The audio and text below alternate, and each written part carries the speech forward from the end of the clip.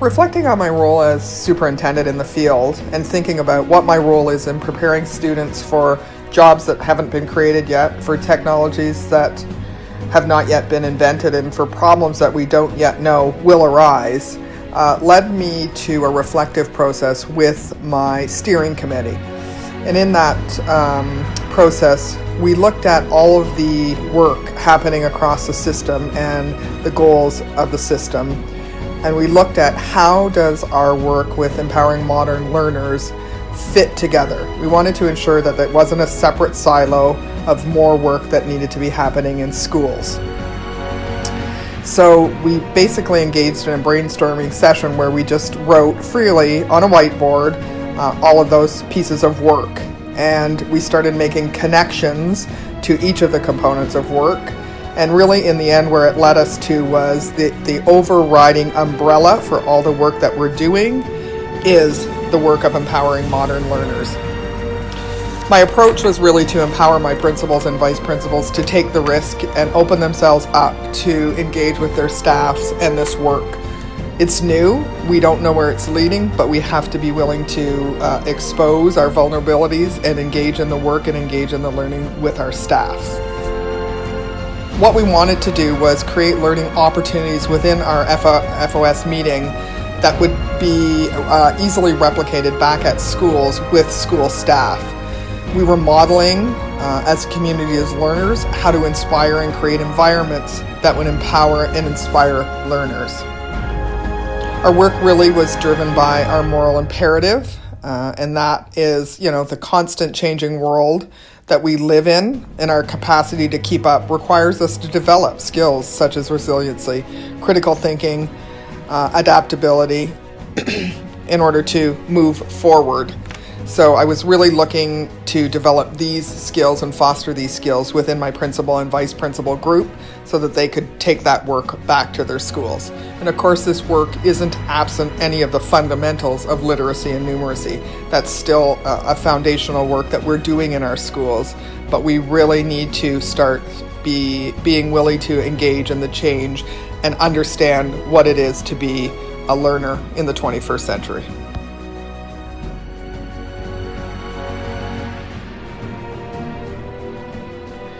One of the exciting opportunities that came about as a result of the grassroots work that we were doing was our Learning Commons field trip that 65 teacher librarians from across our field office, and I think we even had a few outside of our field office, had the opportunity to travel through a variety of schools from across the system to have an opportunity to look at the maker spaces, learning commons that were being established within various schools.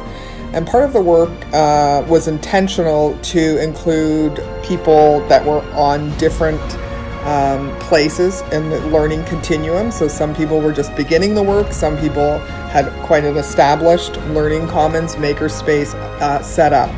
It really was a powerful learning opportunity because it gave educators an opportunity to have conversations with their colleagues, see the work, reinforce for them that it's okay to be on a learning continuum, but look to vision to where they would like to have their space in the future to support the learning needs of the students within their school.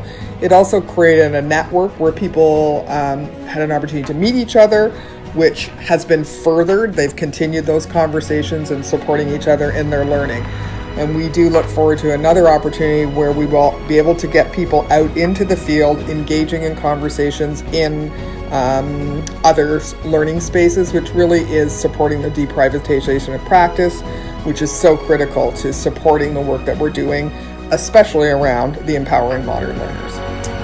Part of our work has been the intentional use of G Suite tools, and really the intention was to utilize it as superintendent, modeling the features that the tool can offer through our FOS meetings in hopes that administrators would then take that same tool and find a functionality that they can use it for at their school, and likewise teachers using it as a functionality within their learning environment. it is, I think, again, imperative that we're providing good modeling around these sorts of tools, because, for example, myself, new to me, I remember using my first experience with Google Drive, quite frustrating, but I've persisted, and now quite pleased that at the end of the month, as I'm preparing for my next FOS meeting, I'm not worried about one more task of sending out an agenda, because I know that my principals and vice principals can easily access that. And it's a live working document. We can work on it together, which supports all of our learning needs. So we continue to work through G Suite and making sure that we are utilizing them. We've had an opportunity to use Google Drive, Google Classroom, Google Forms, and we'll continue with that work. And I know that it's come to life in schools because my administrators are using it to support the work that they're doing.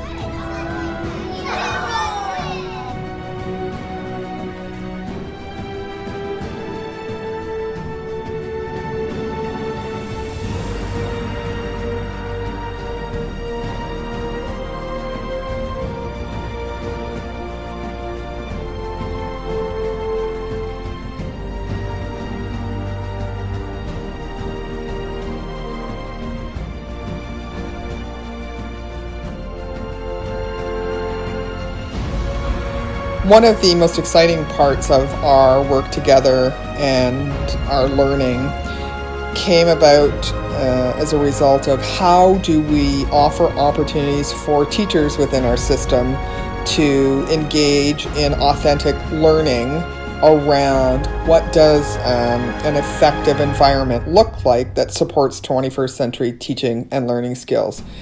And with that, we've, after many conversations, come up with what is our Makerspace Field Trip Center. And we heard about this partly as a result of some work that was happening at Roberta Bondar with the instructional coaches actual workspace, and they have an opportunity for teachers to come in and learn and work in that space. And we thought, why can't we take it one step further and create a learning opportunity where we can bring teachers together with their students in a makerspace environment that would allow them an opportunity to focus on the competencies for the modern learner through design-based thinking challenges. So we've had a number of classrooms already visit the center. We've had our first FOS meeting where we allowed our principals and vice principals to engage in the learning in an authentic way where they actually completed challenges. And now schools are looking to host their own staff meetings within the location. So it is a work in progress. We are hopeful that it's going to evolve into a learning space that will create learning for both students and staff. Our work led us to the decision that we would move through each of the 6 elements beginning in January through to June, and we would focus on them as an intentional part of our learning in each of our FOS meetings during those months. Part of that focus involved the development of a continuum that would identify at the primary, junior, intermediate, and senior levels the elements and actions within schools.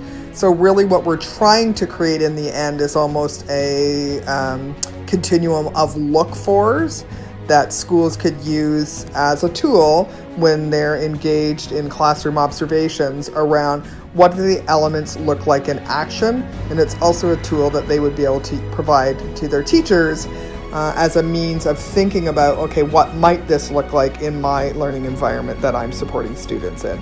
So it is a work in progress. I would say that we probably will be able to go more deeply in noticing and naming the actual elements in action as we become more proficient with our understanding of those elements.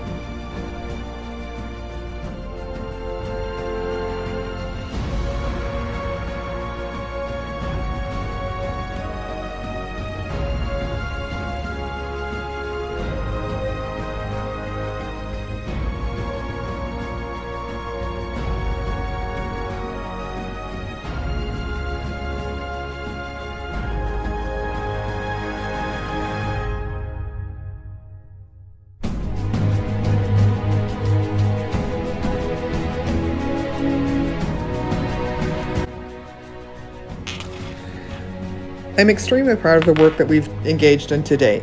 I believe our collective commitment to reframe our thinking about how we create equitable educational experiences is critical to supporting the development of powerful, persistent, and passionate learners who are prepared to take on the unknowns that the world has in store for them.